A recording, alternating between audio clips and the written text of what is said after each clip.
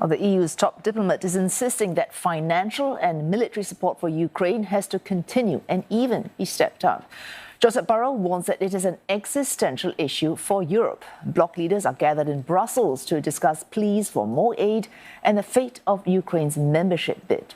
But members face a defiant challenge from Hungary's Prime Minister, who is using his veto to block both measures. A magyar genetikailag nem érzékeli a nyomást, tehát az bennünket olyan nagyon nem befolyásol, nekünk álláspontunk van, azt fogjuk képviselni. The EU summit was called to decide a 4-year, $55 billion funding package for Kyiv and an agreement to launch formal EU membership talks.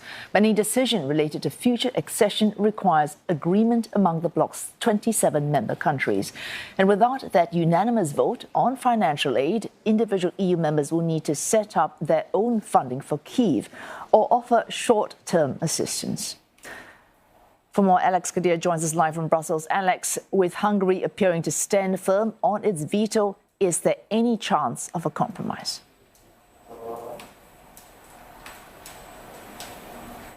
Well, there's certainly a chance of a lot of tough negotiation, a lot of tense negotiation among the member states. We know that Viktor Orban, the Hungarian Prime Minister, started his day by having breakfast with French President Emmanuel Macron, German Chancellor Olaf Scholz and EU Council President Charles Michel, trying to convince the Hungarian leader to lift his veto of both that more than $50 billion in support for Ukraine, but also the opening of those accession negotiations. Now, that process would be long, even if Hungary did lift its veto. It would take several years for Ukraine to go through the process. But Viktor Orban, the Hungarian position is that Ukraine is not yet ready and has not done enough reforms to get to that point.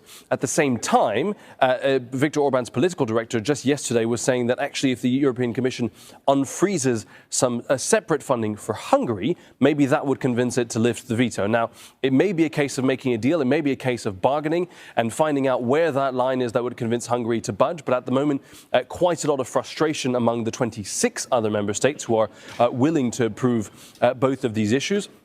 This council meeting is scheduled for 2 days, but rumours already swelling that it may have to continue into the weekend if the leaders can't strike a deal.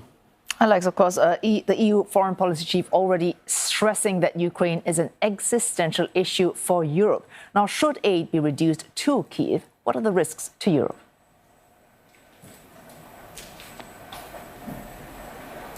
Well, certainly, if you ask European member states that have a border with Russia, if you think about the Baltic states or certainly countries closer like Poland, they feel very strongly that this is an existential issue. We heard President Zelensky of Ukraine, of course, just a few days ago saying that Ukraine is just a stepping stone for Russia, implying very much that Europe would be the next stop in the Kremlin's ambitions. So that is one of the real key, profound concerns for Baltic states, for Eastern European countries. They feel that threat looming large. That is a big consideration for them, hence the support, hence their desire to get this money agreed and through. The other issue more generally is about how the EU is able to make these decisions. A lot of officials here in Brussels understand that the calculation in Moscow, the calculation for Vladimir Putin is that he would wait out European support that would eventually dwindle. And if this were to be the case, that is the fear that Ukraine is expressing, that there's a fear this would show a lack of dedication or lack of support by European leaders and would possibly jeopardize the EU's firm position against Russia in the longer term. So you have this existential threat, but also concerns about how the EU is able to make these decisions quickly. Thanks to Alex Cadier reporting live from Brussels.